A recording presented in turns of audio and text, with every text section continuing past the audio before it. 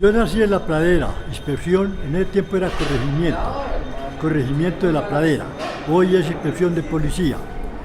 Y en mi juventud, cuando ya pude caminar, salir a la calle, con los pantalones teniéndomelos con la mano así para arriba porque no tenía ni una cabulla para amarrarlos. Bueno, con la pata pelada, ¿qué es? Descalzo. Luego, en la calle, ¿qué conseguía uno? Oiga, regáleme un pedacito de pan, regáleme un centavito, ¿no? La pobreza era esa. Mi mamá tuvo 10 hijos, yo soy el quinto, y como dice el dicho, no hay quinto malo. Entonces, por supuesto que yo así, entonces ya fui creciendo, entonces por ahí los señores que poco más o menos tenían oficio que hacer, oiga mijo, vaya a y me trae la bestia allá arriba al potrero, vaya me lleva la bestia al potrero, y bueno, y venía y le daban a uno un pedacito de panela. Oiga, hágame el favor, como no había transporte de Subachoque a La Pradera, sino era un camino camino normal, como digo, peatonal. Entonces no habían vehículos que fueran a La Pradera, no había transporte.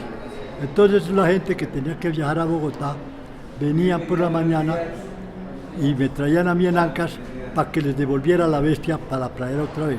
Y por la tarde volver a traerle la bestia para que ellos regresaran allá. Así empecé yo a ver los primeros centavitos. En diciembre allá La Pradera de 5 familias que son 8.000 hectáreas, que era la hacienda de los Barriga, y eran 5 dueños de la hacienda. Ellos iban en diciembre con sus familias, entonces, oiga Juan, vaya me trae al monte un poco de casca, llamaban, que aquí le llamamos, otros le llamamos hoy en día turba, para las parásitas, abonalas.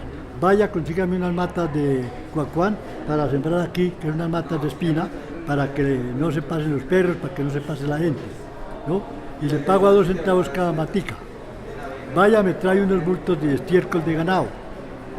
Entonces, lo que uno pudiera cargar, llegaba, y por la tarde tome sus 6 centavos, 8 centavos, y eso tenía uno ya para irse. Ya estuve yo, por ejemplo, en la escuela, me pusieron, y no tuve sino una pizarra, que era lo que le daban a uno, con un gis y una almohadilla para borrar.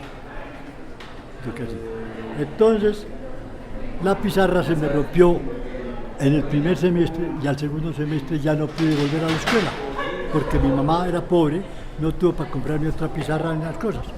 Entonces, ya váyase al campo a trabajar, a cargar trigo, a hacer lo que sea, a deshiervar el trigo, porque este era un departamento muy triguero.